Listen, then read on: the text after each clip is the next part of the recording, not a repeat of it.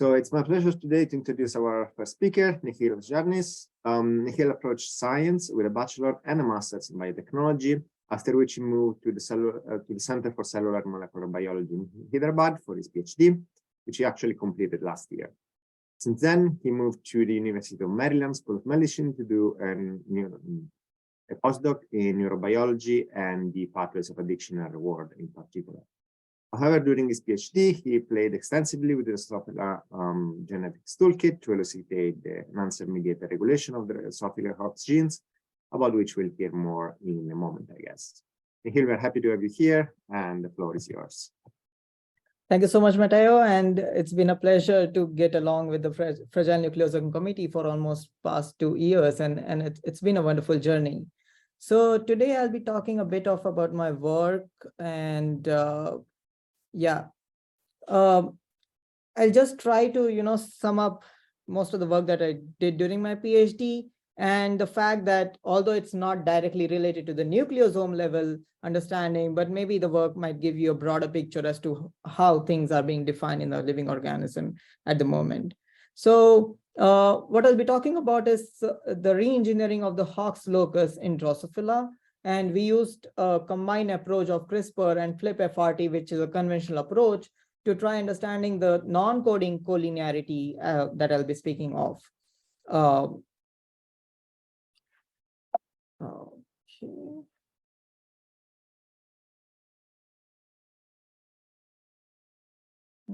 Slide is not more. Okay, yeah.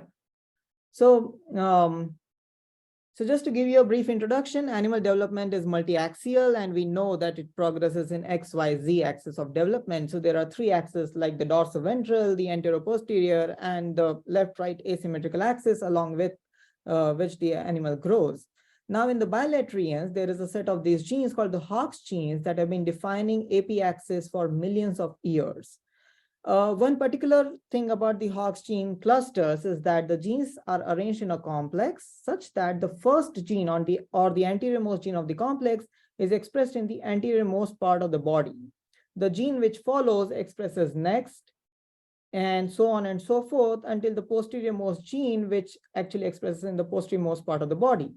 And this set of Hox genes are conserved across all the bilaterians. And what is interesting is that you would see that they are arranged in different permutation combinations across different animals. And over a period of evolution, they seem to have stabilized across different organisms when the later, like the hemichordates or the chordates have, the precise arrangement of Hox genes in the anterior posterior order, but whereas something like octopus, it has a scattered arrangement.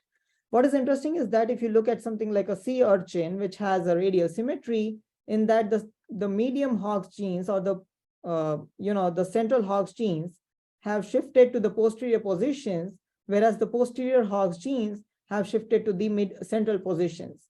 So for almost 20-30 long years, the question is the cause or consequence the arrangement of Hox gene? Does it actually correlate with the body axis development? What turns out is that despite this varied arrangement, rearrangement, and different kind of Hox complexes present in organisms, the expression pattern in an embryo more or less remains same. That is, they do follow anterior-posterior direction. So then what gives this cue for the Hox genes to express?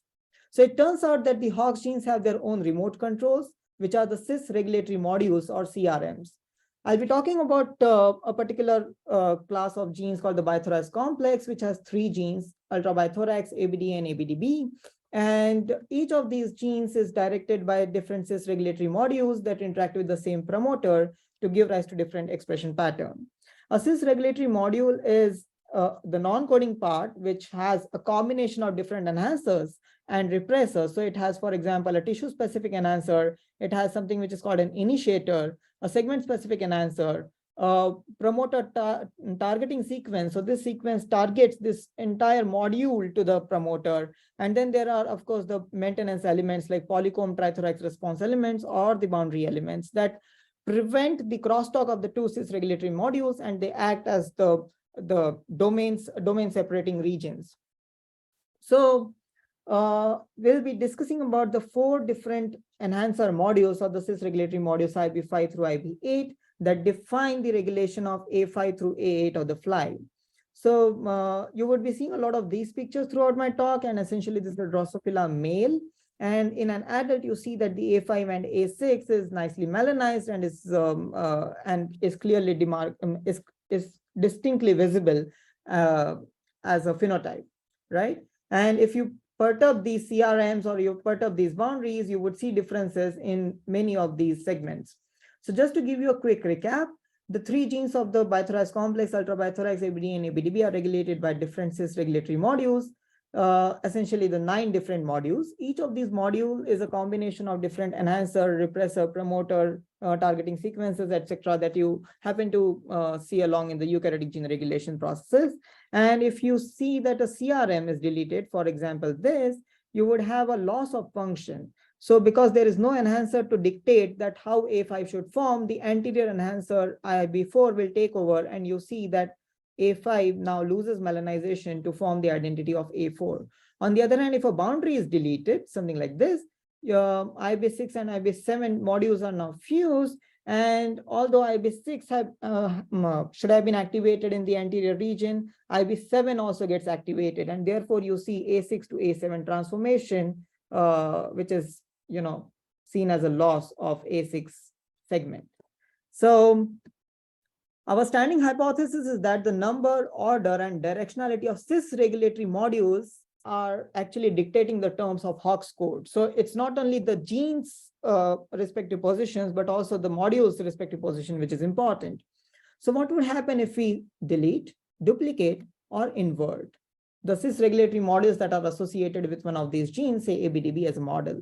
So that's pretty much the talk that we will be talking about. And this is a very interesting question that interested me. And so we use a combination of CRISPR and flip FRT. So the idea is if you insert FRTs into opposite orientation, you would see that it essentially inverts the region that it flanks.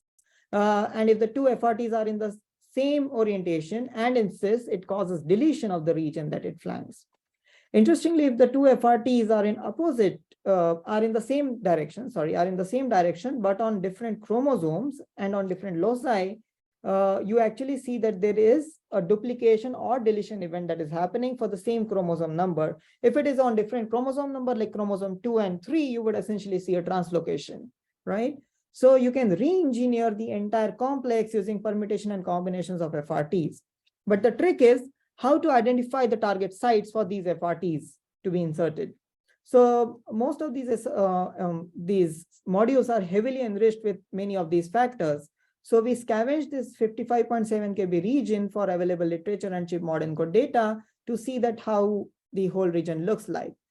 So we annotated a lot of boundaries, polycomb trithorax response elements, initiators, repressors, enhancers, promoter targeting sequences, and promoter tethering elements to create an exhaustive map of this entire complex with experimentally validated data. We then went back and checked from the UCSC database that how the transcription factors are sort of aligning through the complex. And what we saw is it's heavily clustered throughout. However, there are certain regions in which almost all the transcription factors, they bind in an overlapping manner. So you have AP axis factors, you have DV axis factor, you have neurogenic, organogenic, and all of these transcription factors that essentially overlap. And these form the regulatory hotspots. So since we were able to identify the regulatory hotspots, we could also identify certain sites that were regulatory inert. And these sites were specifically chosen. Now, this does not guarantee that, it could still play around with the sites that are as yet undiscovered. But to the best of our knowledge, we could identify those sites that are regulatorily inert, and we targeted our FRTs in those directions. The next part was sort of easy to say, but difficult to do. So you use two different FRT lines. You use flipase background fly so that the flipase is expressed, and you see that the chromosomal exchange is happening, and you can score for one of the chromosome that you sort of want to look for further. So here I'll be talking about the deletion of IB5 through FAB6, which is this region. So what is the prediction if you delete this region? It turns out that while we were doing this work in 2021, there was a fantastic paper published by Postica et al., where they deleted several different regions of IB5 and astonishingly saw that they see an impact where even IB6 or A6 is affected. Remember, I'm talking about IB5. I'm not touching IB6 at all. So even if I'm not touching IB6, I should see full activation of IB6, but that does not happen for these two modules at least. So what happens is, even if IB5's regions are deleted, the IB6 also is rendered useless. So which means there are redundant enhancers in IB5 that are responsible for the activation of IB6. So based on this study, our obvious prediction was both A5 and A6 would transform into copies of A4. And indeed, that's what we see. So when you delete a module and the flanking boundary such that now you have MCP followed directly by IB6, you would see a phenotype in which, the A5 and A6 both are transformed into copies of A4. A similar phenotype is also observed in the females. And this loss or this, the anterior transformation is also corroborated with the expression level of ABDB. So the ABDA level you see is absolutely normal as compared to wild type, but the levels of ABDB are disturbed, wherein the PS10 and PS11 show loss of function for ABDB. And this is corroborating with the adult phenotype. So in case of, now what happens if you duplicate? So we generated a duplication in which the entire region of IB6 through Fab8 were duplicated such that you again have this combination of boundary enhancer, boundary enhancer, boundary enhancer continuing, although with greater number of modules. So one way to predict this phenotype is that there are two boundaries which would interact with each other. And because boundaries of similar nature are known to interact with each other and they perform the insulator bypass, so you can have a mixed effect where the boundaries can loop out and sort of either show normal phenotype. So the fly would actually look like a wild type fly, or because this extra looping is happening, you see an ectopic interaction or ectopic interaction of enhancer and promoter that is happening, leading to novel features in the fly. And it turns out we see everything under the roof. So what we see are, on the left, you can see a wild type fly, and on the right are all the progenies of a duplication line. So we screened them by sequencing, and we confirmed that indeed all of them are duplication line. And we see that they saw a variety of phenotypes. So some of them are absolutely normal. You wouldn't even know if there is anything wrong with this fly, while some of them are so haphazard that not even A5 to A8, but also A2, A3, everything is messed up in these flies. So we were wondering, and we are still wondering to a lot extent, as to what exactly is happening in these flies. So we did something which is called a phenotypic progeny distribution. And we saw that the distribution is pretty much similar for heterozygous and homozygous fly. One reason for us to do that was to guess that, whether it's the heterozygous fly that show more severe phenotype or the homozygous fly. It turns out that more or less 40 to 50% are affected in both males and females. And a large number of flies showing severe phenotypes indicates that there could be a dosage difference of non-coding RNAs that drive the morphology, or there could be ectopic transfection happening. Interestingly, the phenotypic variability is although seen in A2 to A3, which is dictated by ABDA, but the levels of ABDA were more or less normal in most of the embryos that we imaged. However, the levels of ABDB, only the levels of ABDB actually varied across these. So it's still a mystery as to how it affects the anterior segments. So there could be an ectopic transfection or misexpression or pairing sensitive mechanisms. And then we came across this paper in which, again, Postica et al., they showed that boundaries mediate long distance interactions between enhancers and promoters. So we thought, can the presence of an extra boundary interfere with these interactions? And so essentially what we did was to create another duplication line, this time without the intermittent boundary. There was interesting challenges in this. One, that is IB6, which is usually anterior to IB7, is now juxtaposed posterior to IB7. So if relative positioning is important, you would now see that IB6 takes over the charge of the domain instead of IB7, and you would see something novel coming up. And if the boundaries were indeed interfering with the phenotype, you would see that all of them are actually having a same phenotype. And what we see is this. Indeed, the deletion of the boundary stabilizes the phenotype. So in this particular flies, you have IB7 and IB6, and all the flies, 100% of the flies show you the same exact phenotype, in which the A5 is slightly posteriorized to a copy of A6 indicated by loss of bristles. A6 is completely lost. You can see in the wild type, this is completely lost in the male flies. and you see that A6 is transformed into A7. This reminds us of a particular mutation in which a FAB7 mutation, in which the boundary is deleted, you would see a similar phenotype coming up. So what it means is, despite the relative positioning of the cis regulatory modules, still the IB7 is the most stronger enhancer, and even if it is more distant to ABDB, it still gives the identity of the entire region. So modules, irrespective of their relative positioning, can still function the way that they have to. So, and during this, what we also see is that because A5 is slightly transformed posteriorly, it also see that IB5 is sort of showing a bit of a loss of function. And the next aim was to do an inversion of the region. Now that we did deletion and duplication, we were also curious about what inversion can do. And just to give you a flavor, we are still in the process of developing multiple such combinations and trying to study them at the nucleosomal level as to what is happening. But in this particular study, we were broadly categorizing as to what happens. So when we did an inversion, we introduced a fly with two FRTs in opposite orientation, and we inverted the whole locus. And one prediction was, nothing would happen. It would be absolutely similar to wild type, and the other prediction was everything would be inverted totally. And the third prediction was, because IB6 is still there where IB6 was, just in the opposite orientation, you would see that A6 is indeed remaining as A6, whereas IB7 and IB5 have interchanged their relative positions, and you would see A5, A7 mixed phenotype, and on the other hand, A7 will also partially transform into A5. What we see is completely novel. So we see development of novel segments that look like partial A6, A7, but they match to a great extent in their appearance. So even in the females, you see that ventrally, they look very similar. So A6, A7 and A7, A6 sort of interchange their identities, and they gain sort of a novel identity.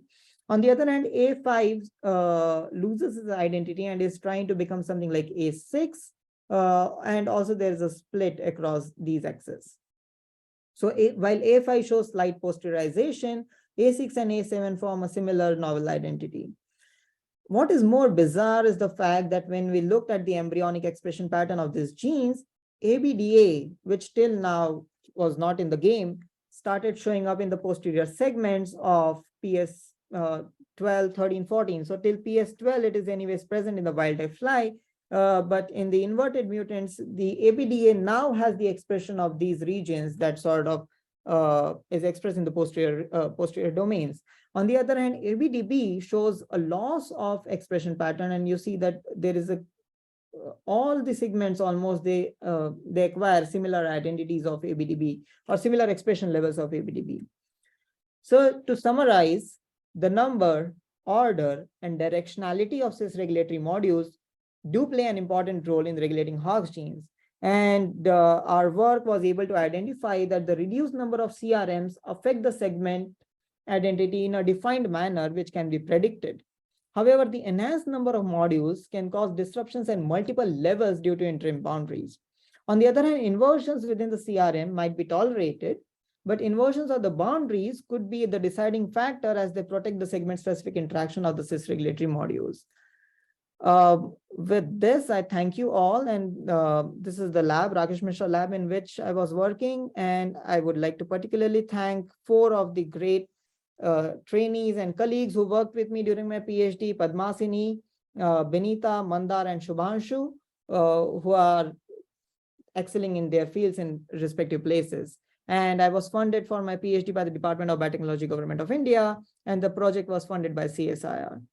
Thank you everyone for patience and listening to me, and have a great day. I'm happy to take up any questions if I'm not running Nikhil, wonderful talk, very, very elegant, and I love this, all this fly genetic tricks.